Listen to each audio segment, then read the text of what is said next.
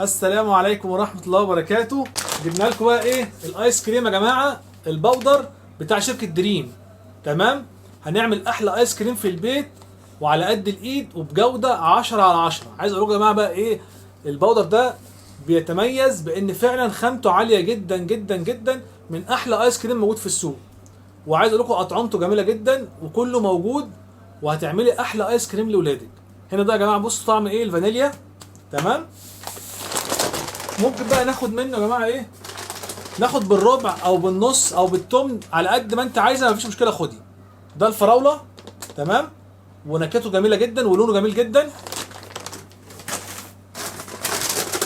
المانجا بقى اهو. تمام يا جماعه، ده المانجا.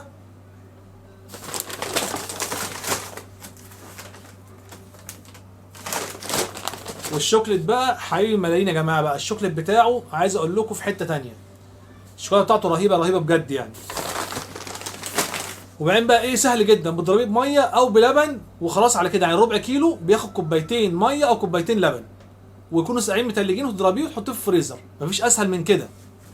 والعشاق بقى ايه الكونو اهو، جبنا لكم ايه الكونو يا جماعه. مفيش حجه بقى، هنعمل ايس كريم في البيت وهنحط في الكونو اهوت. بصي بقى، عمود كونو فيه 17 واحده، وسعره مفاجاه. اللي يجي المحل ياخده بسعر مفاجاه.